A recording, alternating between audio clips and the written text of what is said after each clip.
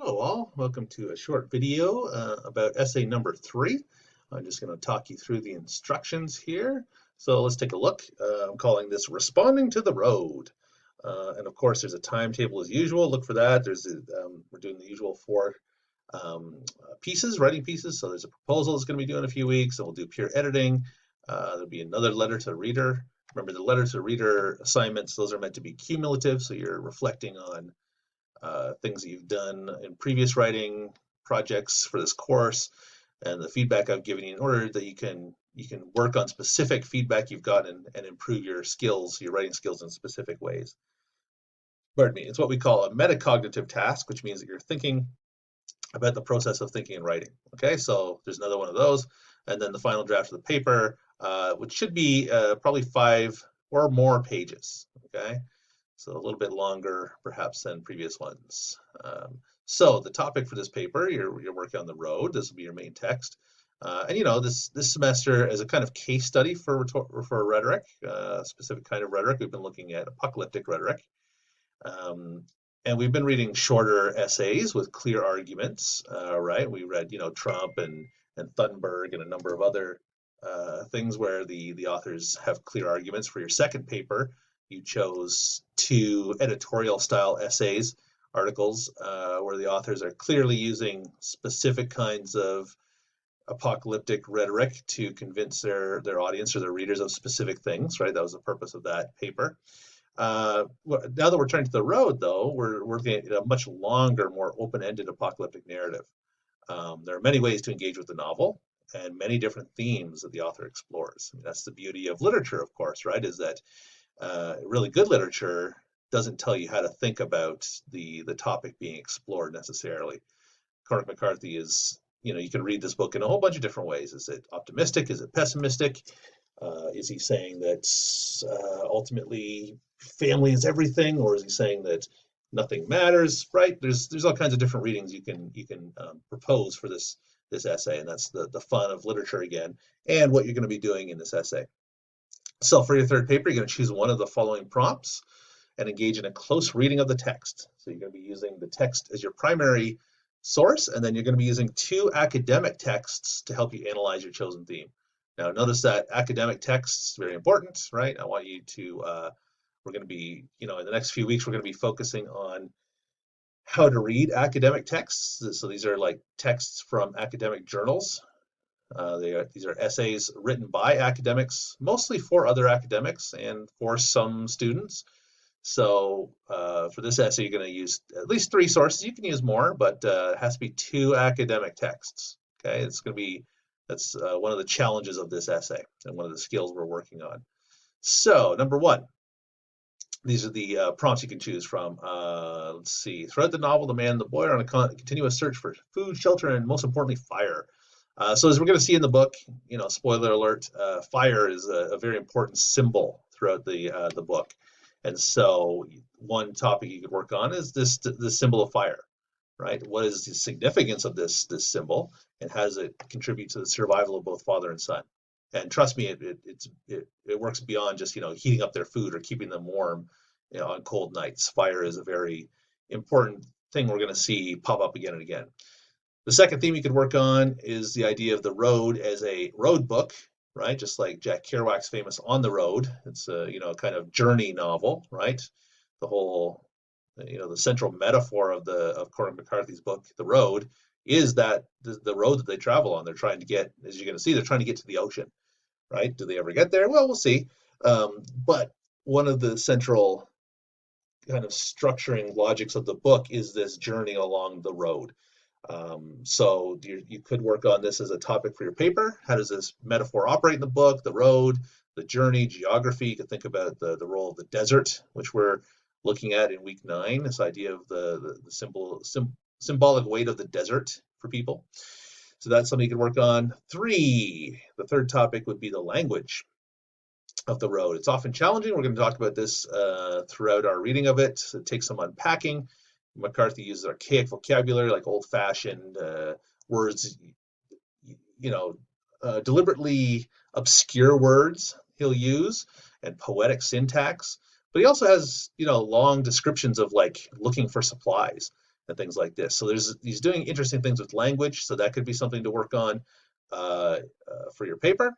The fourth one has to do with gender roles. So, the post-apocalyptic genre is usually associated with masculine, I don't know, values, I guess, right? Sometimes even seen as kind of a misogynist genre of fiction, right? It's all about men surviving, at least traditionally, right? Obviously, there's some really good feminist stuff out there too, but traditionally it's seen as this kind of masculine, even misogynist genre. And you could read The Road through this lens and discuss how gender operates. There's some really interesting things that we're going to see with the mother of the boy, right? She's well, I won't offer any spoilers about that. But that's an interesting dynamic in the book that you could explore. There's a later scene with the oh boy, I don't want to spoil the one of the most powerful scenes in the book, but there's a scene later on with a mother, as we'll see. So gender is always an interesting thing to discuss. So you could work on that. And the last prompt I offer is thinking about this discussion of good guys and bad guys in the book, right? As you're going to see, this is another thing that the man and the boy discuss a lot. Who's a good guy? Who's a bad guy? And thinking about the significance of how the end of civilization contributes to the meaning of the work as a whole. There's these two good guys trapped in this world of gray,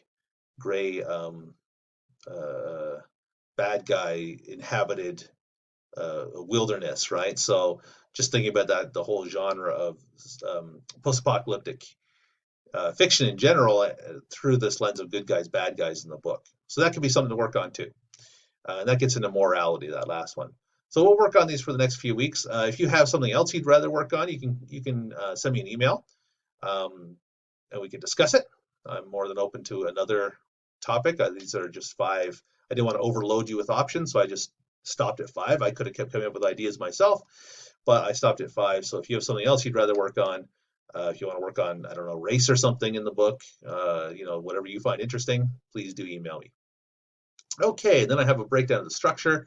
So introduction, thesis, of course, then maybe a brief overview of your argument of the novel, right? Summarizing only parts of the text that are relevant to your argument. You just want to, this is kind of more like expanding on your thesis statement in your second paragraph. And then you want to dig into specific parts of the book. Remember, this is supposed to be a close reading analysis style paper, so you're digging into specific evidence from the book. You should be spending like a whole paragraph digging into one specific part. Do that for a number of paragraphs, 2, 3, right? This is just a sample structure. And then you want to bring in your secondary sources, right? So, and you could do this in reverse. You could talk about your secondary sources first and then work with them more, right? This is just a structure I might use if I were exploring this, right? I might go through what I think Cormac McCarthy is doing and then bring in a couple secondary sources to help me think about, a different way to think about what Cormac McCarthy is doing. So that takes us to paragraph 6, and then I have 7 to question mark. And by that I just mean, you could spend more paragraphs doing this stuff, right? If you want to go through 3 or 4 specific passages in the book, that'd be fine. If you want to spend more than 2 paragraphs going through sources, your secondary criticism stuff, that's fine too, right? This is just a sample structure. And then, of course, your final paragraph, summarizing your thesis and all that kind of stuff with a thought about the future, right? The future, how you might explore this theme in the future. Okay, research requirements. 2 academic texts, and I want you to find these through the Chaffey College Library.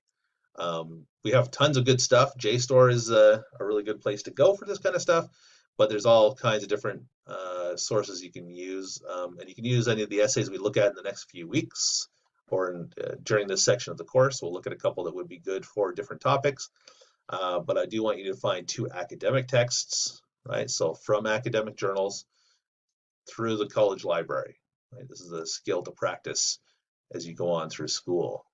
Okay, tips, thesis statement, yeah, always good. This is a good one here, right? You're using 2 academic research sources to inform your discussion.